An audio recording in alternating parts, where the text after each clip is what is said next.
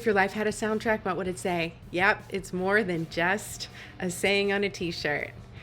That song, that track that's playing over and over, the one you're hearing over and over inside of your head, it's quietly revealing the person you're becoming. Welcome to 7 Minutes in Heaven with me, Bonnie. I'm your host for Bonnie's Mixtape, and the name of this podcast is Reflect, Rebuild, and Rise. We've been reflecting. We talked about reinvention and how we're going to use those resources, the things that we can reflect on our lives and use them for something better. And then we talked about rebuilding and what does it actually look like when you start asking yourself those tough questions, and self-awareness is sexy. And this week, those two collide with Rise, the part where we're just enjoying it the most. And I'm so excited that you're here, and I can't wait to talk to you about what Rise looks like. Welcome. Let's jump in. Welcome back. I'm so glad you're here for episode 3, The Rise, the soundtrack of your life. You know, we had an opportunity to look back in episode 1. We were talking about reflecting, and we talked about how reinvention, really just the idea of it, is not starting over, right? It's starting from experience. Last week in episode 2, we talked really a little bit more about the rebuilding part, asking yourself those hard questions and being really self-aware about what's working and what needs to be remixed. The Rise is where those two things collide into something very real. And that song, that one that's playing over and over in your head, that really is a revelation and one you need to pay a little bit more close attention to. So the reason this is coming up for me is it's something that I say all the time. What is the soundtrack of your life? What does that look like? The soundtrack of your life really just means that there's been all of these opportunities on side A of your cassette tape that have gotten you to where you are today. Maybe, you've gotten married. Maybe you have a degree. Maybe you got a second degree. Maybe the job has changed over time. Now you have this great job that you can be really thankful for. For me, that whole side A is what got me here. It's all of that reflection. It's all that rebuilding, everything.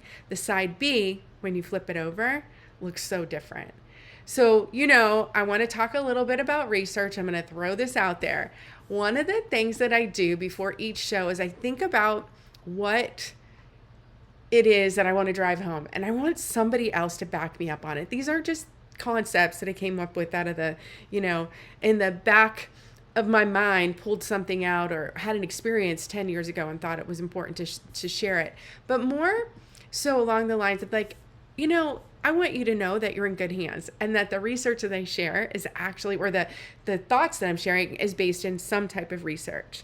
So this is a really good one. So there's proof, a real positive proof that music has a very positive effect on the brain. There was this neuroscience scientist, he was a Dutchman actually, who did this research, and he found out a variety of things that must be a part of a song in order for it to have a positive influence on us.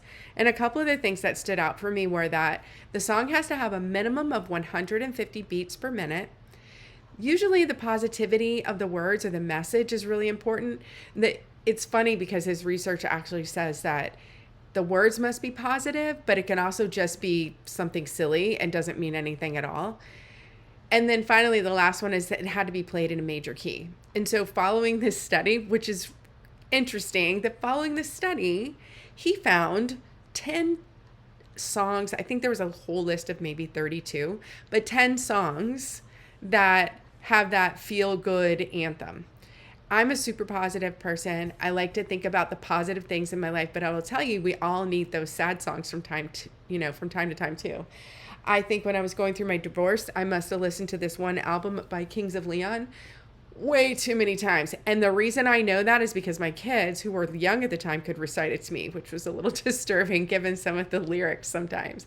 So what am I saying? What I'm saying is the soundtrack of your life has this, over time, it goes in many different directions. And if you had to stop and really think about where you are in your soundtrack, what is that soundtrack? What is that song for you that's playing over and over?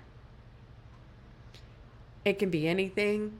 from, you know, the saddest song you can hear and super emotive to maybe it doesn't even have any words. Or maybe it's a really happy song for you. I've got one. And I will tell you that the one I've got is one that I've had for a really long time. I actually used to play it when I would facilitate workshops and people would get to work on something. I would play background music, and I always started with one or two go-tos, but then by the third or fourth song, I had this one playing.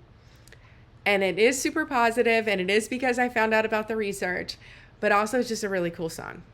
So mine is, right now, the track that's playing for me, Don't Stop Me Now by Queen.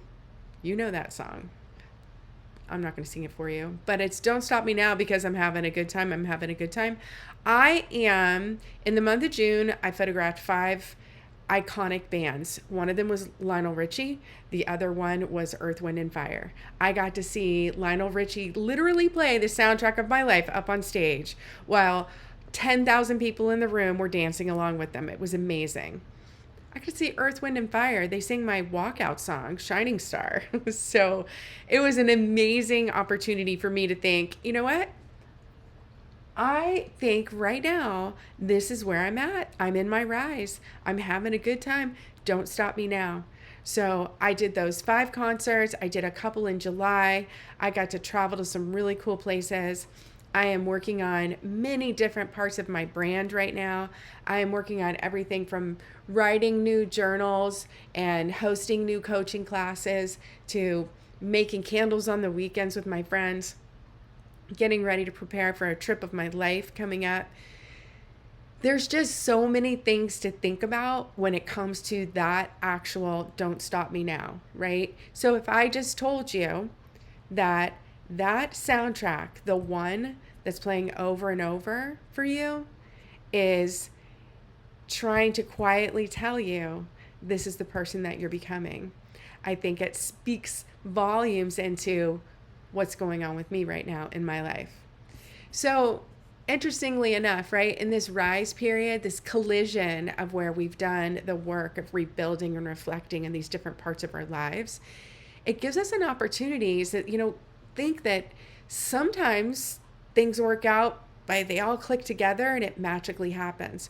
But not every one of those tracks is a perfect song. Sometimes it's just background noise.